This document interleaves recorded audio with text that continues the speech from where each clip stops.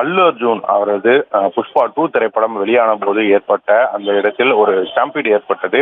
அந்த இடத்தில் மக்கள் கூட்டம் அதிகமானதன் காரணமாக ஏற்பட்ட அந்த ஸ்டாம்பீடில் ஒருவர் உயிரிழந்தது மட்டுமன்றி, அவர் மகனும் கோமா நிலைக்கு செல்லக்கூடிய அளவிற்கு ஒரு விபத்து ஏற்பட்டது. இது சம்பந்தமாக வழக்கு பதிவு செய்யப்பட்டு அல்லு அர்ஜுன் கைது செய்யப்பட்ட ஒரு சம்பவம் அரங்கேறியது. அதன் பிறகு ஜாமீன் வழங்கிய நிலையில் இன்று அவரை காவல் நிலையத்தில் ஆஜராகும்படி உத்தரவிட்டிருந்தனர். இதன் காரணமாக தனது வக்கீலுடன் அல்லு அர்ஜுன் தற்போது ஆஜராகுவதற்காக வருகை தந்திருக்கின்றார்.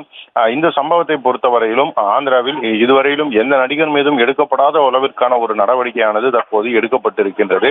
ஒரு நடிகர் மீது அவர் குற்றம் சுமத்தப்படுவது என்பதை தாண்டி அவரை கைது செய்வது முதல் அந்த அரசாங்கம் சென்றிருப்பது ஒரு பக்கம் வரவேற்பை பெற்றிருந்தாலும் இன்னொரு பக்கம் விமர்சனத்தையும் ஒரு சேர பெற்றிருக்கின்றது. இதன் காரணமாக அல்லு அர்ஜுன் வீட்டில் கல்வீச்சு சம்பவங்கள் நடைபெற்றது வரையிலும் மிக பரபரப்பாக இந்த சம்பவமானது மாறி இருக்கின்றது.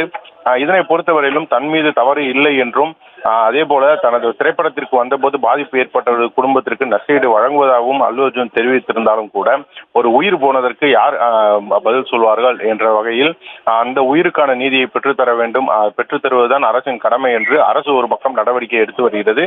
இந்நிலையில்தான் இன்று விசாரணைக்கு ஆஜராகும்படி அறிவுறுத்தப்பட்டிருந்த நிலையில் அல்லு அர்ஜுன் தனது வக்கீலுடன் இங்கே ஆஜராகி இருக்கிறார்.